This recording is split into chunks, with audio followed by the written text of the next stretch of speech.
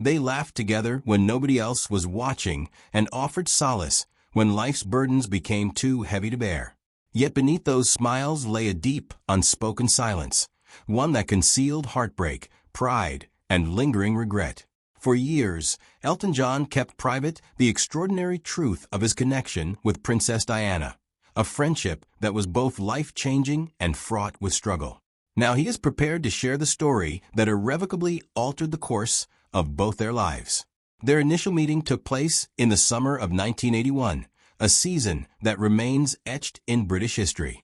Prince Charles was preparing to marry Diana Spencer, a young nursery school assistant, and the entire nation was caught up in the magic of a modern fairy tale.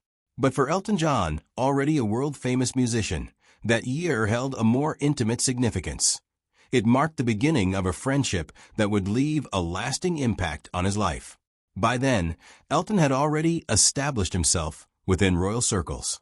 The Queen Mother adored his music, while Princess Margaret, renowned for her independent streak, frequently invited him to private gatherings at Kensington Palace. He had performed for aristocrats, shared dinners with dukes, and even exchanged jokes with Prince Philip, who once teased him about driving a bright yellow Aston Martin through Windsor. Despite these connections, Elton had never truly felt at home among the British elite, until one night that would remain unforgettable: Prince Andrew's 21st birthday celebration at Windsor Castle. The grand ballroom shimmered with glittering chandeliers and gleaming jewels, a scene of flawless royal etiquette. Elton, dressed modestly by his own flamboyant standards, sat at the piano and played softly as guests circulated.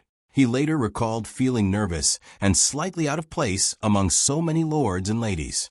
Then, as he glanced across the room, he saw her, Diana Spencer, young, radiant, and not yet a princess. The atmosphere seemed to change instantly. She possessed a natural charm, a grace that put everyone around her at ease. Elton described her as having an ability to make anyone feel completely comfortable in her company.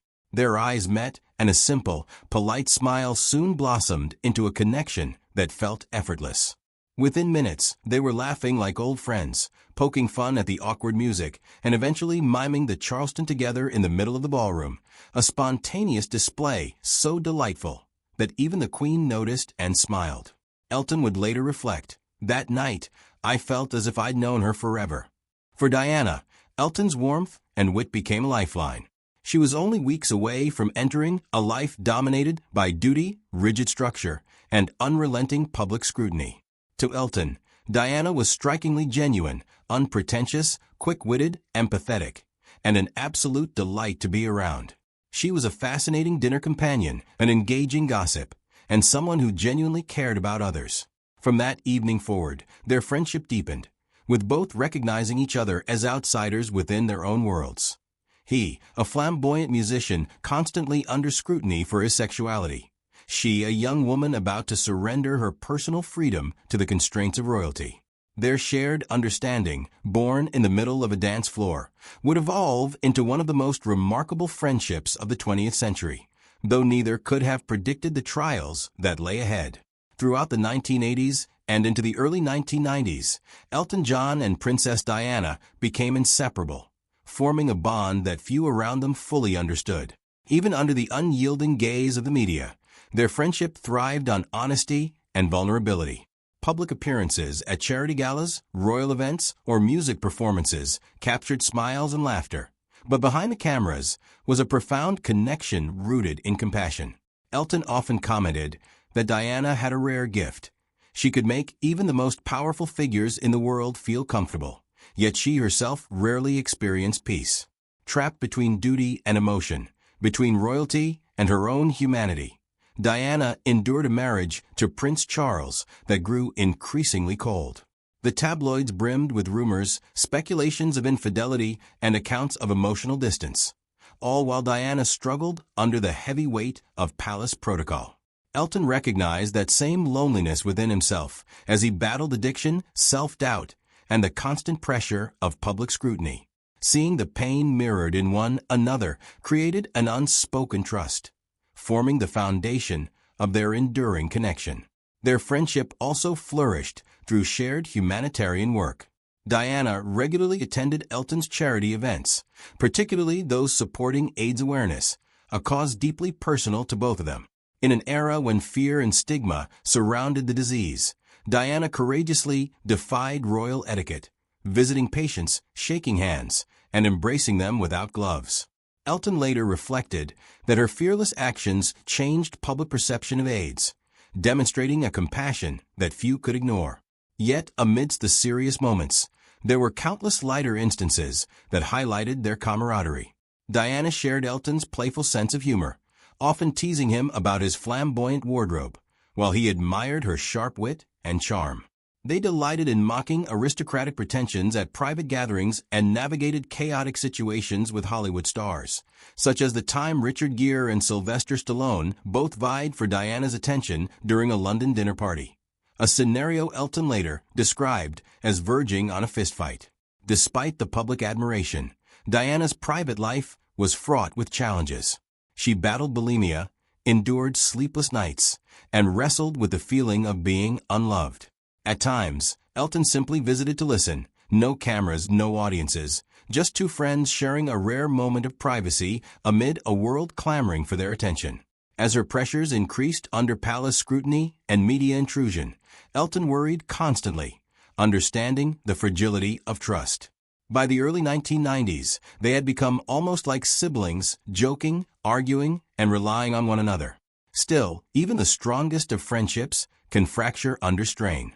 By the mid-1990s, their bond had become one of the most scrutinized relationships between a celebrity and a member of the royal family.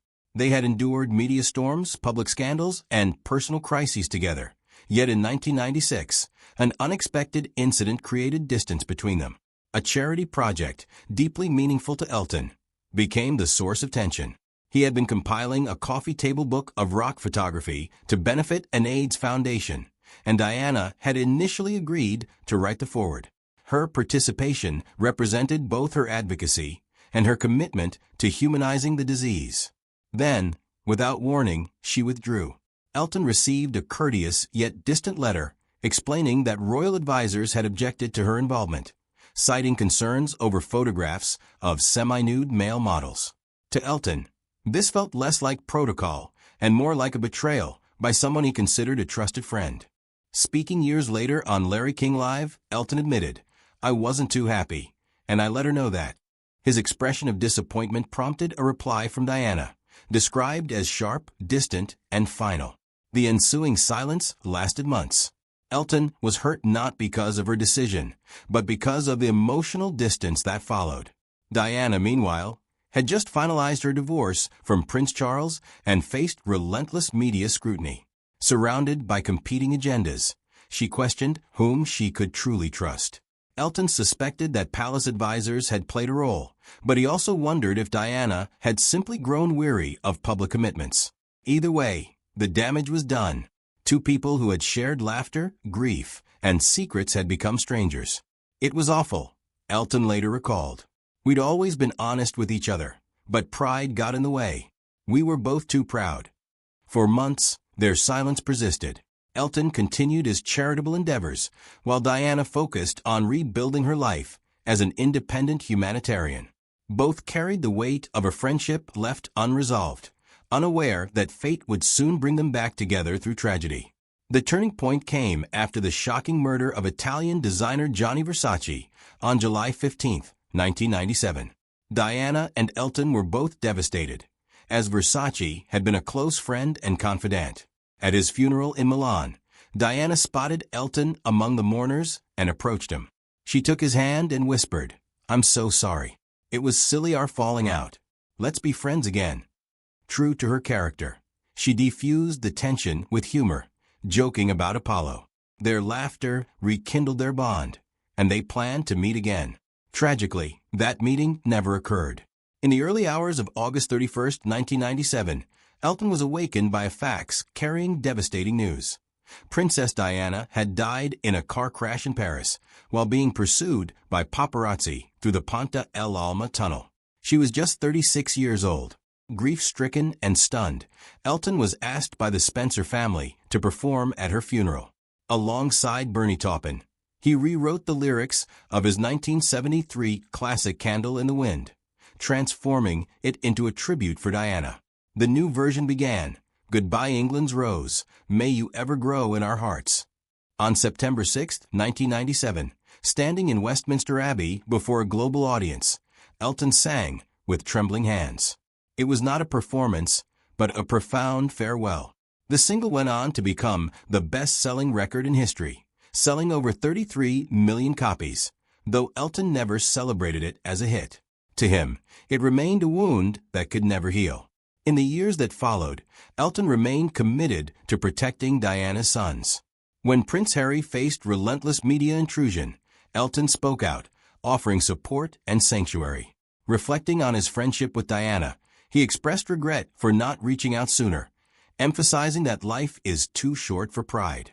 He also acknowledged that palace pressures may have influenced Diana's withdrawal from the charity project, a stark reminder of the unseen forces shaping her life.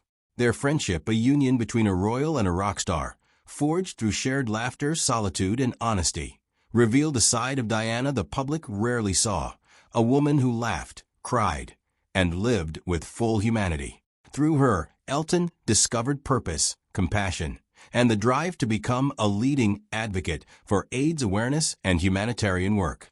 Even today, when Elton sits at the piano and the crowd falls silent, he can feel her presence in the pause. Diana showed that kindness and truth could flourish even in a world obsessed with image, and that is what made her unforgettable. Their friendship, built on honesty, tested by pride, and immortalized through song, continues to resonate decades later. Elton carries her memory like a flame that never extinguishes, a testament to a bond that destiny and two kindred spirits forged amidst the tumult of fame.